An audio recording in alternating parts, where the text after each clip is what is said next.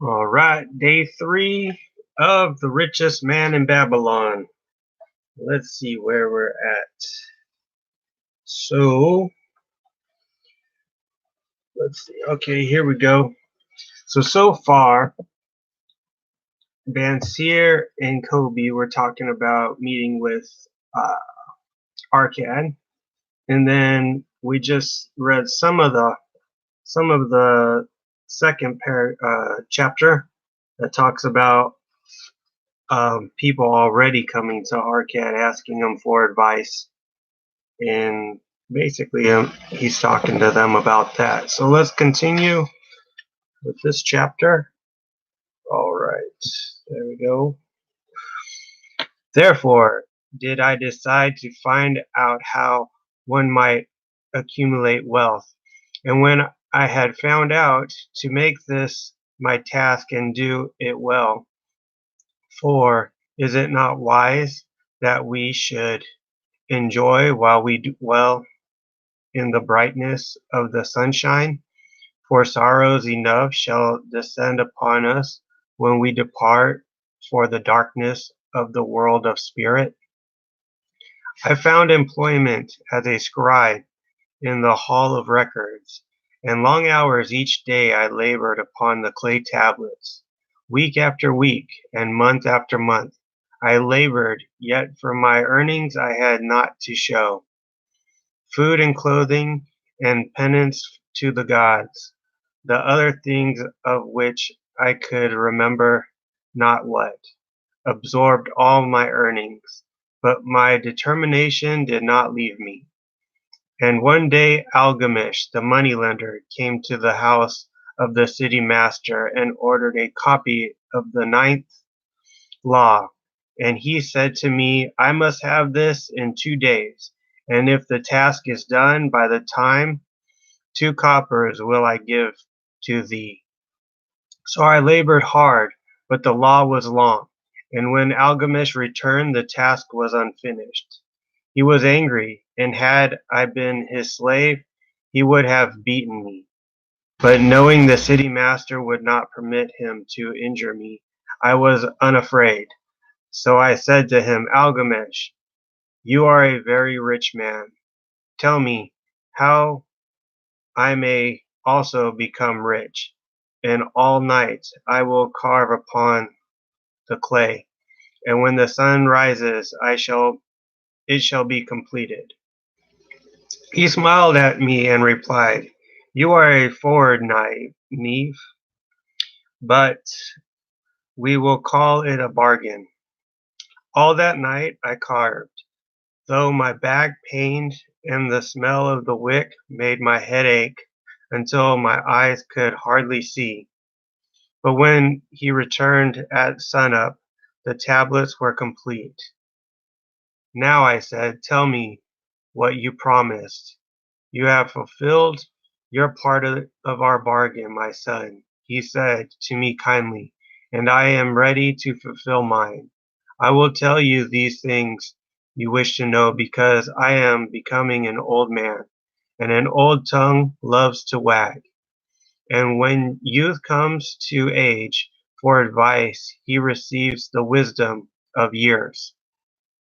But too often does youth think that age knows only the wisdom of days that are gone, and therefore profits not.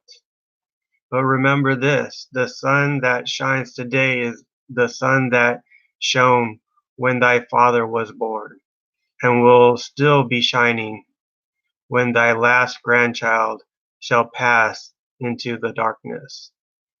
The thoughts of youth, he continued, are bright lights that shine forth like the meteors that oft make brilliant the sky. But the wisdom of age is like the fixed stars that shine so unchanged that the sailor may depend upon them to steer his course.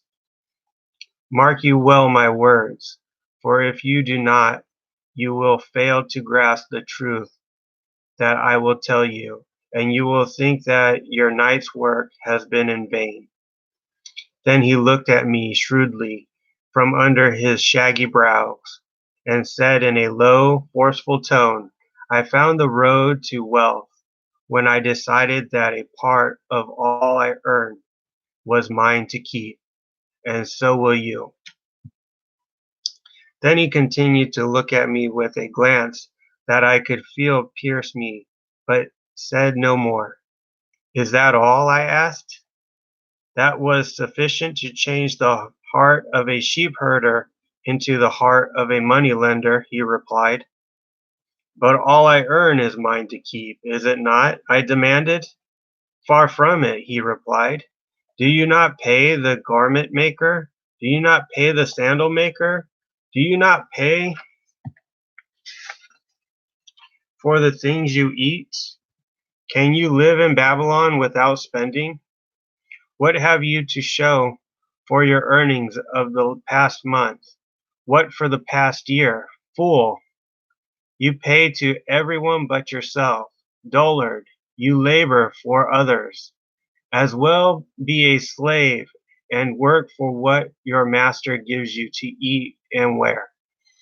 If you did keep for yourself 1/10 of all you earn, how much would you have in 10 years?" My knowledge of numbers did not forsake me, and I answered, "As much as I earn in 1 year." "You speak but half the truth," he retorted. "Every gold piece you save is a slave to work for you. Every copper it earns is its child that also can earn for you.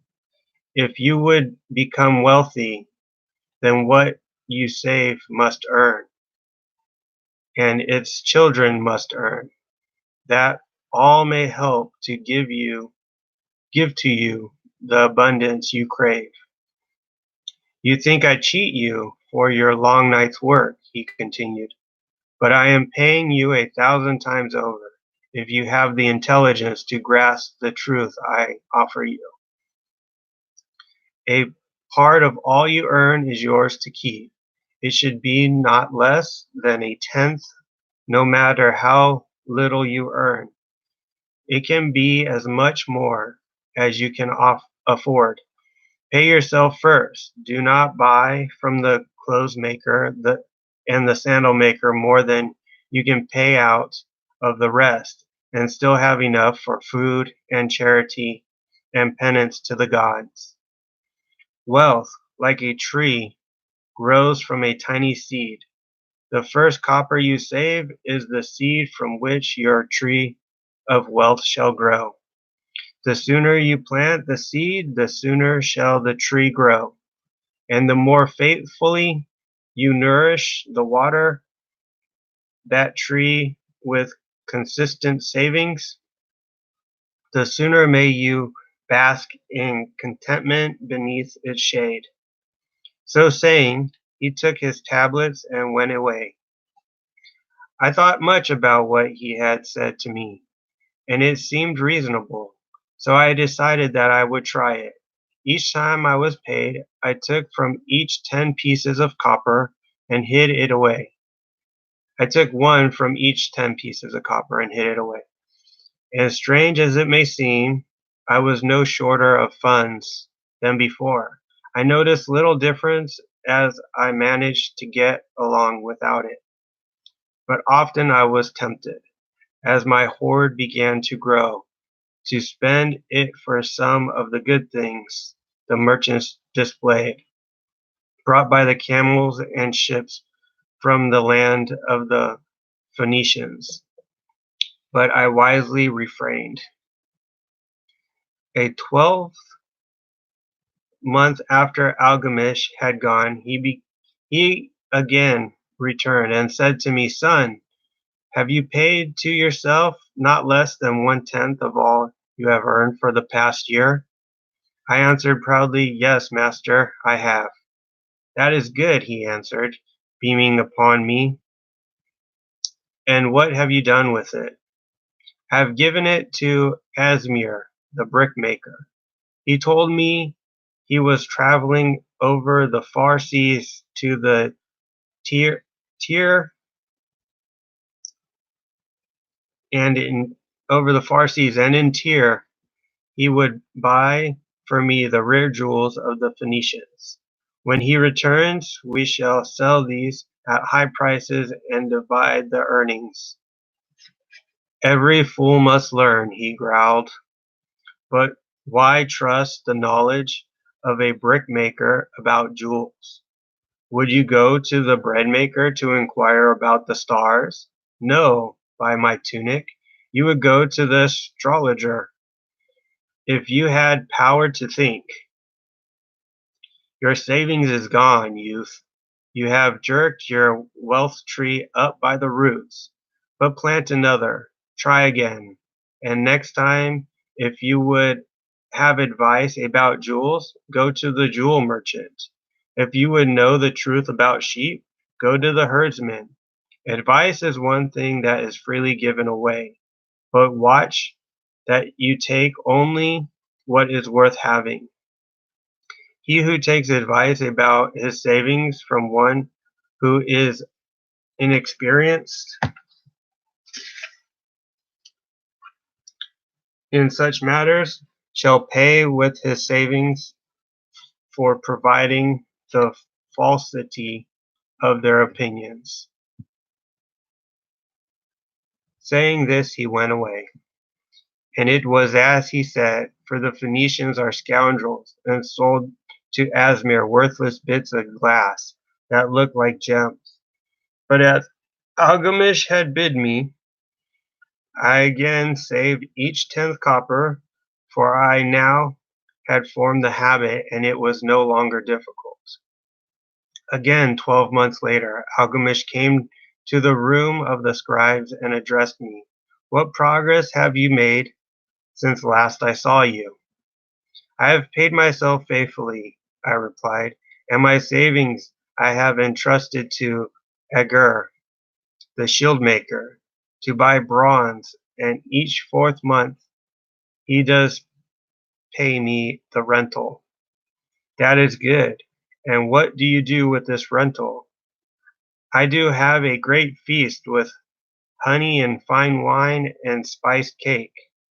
Also, I have bought me a scarlet tunic, and some day I shall buy me a young ass upon which to ride. To which Algamish laughed.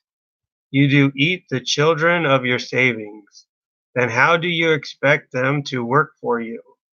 And how can they have children that will also work for you? First get thee an army of golden slaves, and then many a rich banquet may you enjoy without regret. So saying, he again went away. Nor did I again see him for 2 years, when he once more returned, and his face was full of deep lines, and his eyes drooped, for he was becoming a very old man. And he said to me, Arcad, hast thou yet achieved the wealth thou dreamed of? And I answered, Not yet all that I desire, but some I have, and it earns more, and its earnings are more. And do you still take the advice of brickmakers? About brickmaking they have good advice, I retorted. Arcad, he continued, you have learned your lessons well. You first learned to live upon less than you could earn. Next, you learned to seek advice from those who were competent through, through their own experiences to give it. And lastly, you learned to make gold work for you. You have taught yourself how to acquire money, how to keep it, and how to use it. Therefore, you are competent for a responsible position. I am becoming an old man. My sons think only of spending and give no thought to earning. My interests are great, and I fear too much for me to look after. If you will go to Nippur and look after my land there, I shall make you my partner, and you shall share in my estate. So I went to Nippur, and took charge of his holdings, which were large. And because I was full of ambition, and because I had mastered the three laws of successfully handling wealth, I was enabled to increase greatly the value of his properties. So I prospered much, and when the spirit of Algamish departed for the sphere of darkness, I did share in his estate as he had arranged under the law. So spake Arcad, and when he had finished his tale, one of his friends said, "You were indeed fortunate that Algamish made you an heir. Fortunate only in that I had the desire to prosper before I first met him. For 4 years did I not prove my definiteness of purpose by keeping 1/10 of all I earned? Would you call a fisherman lucky who for years so studied the habits of the fish that with each changing wind he could cast his nets about them? Opportunity is a haughty goddess who wastes no time with those who are unprepared." All right, that's the end of day 4. Come back tomorrow or day 3. So we'll come back tomorrow and read some more. All right.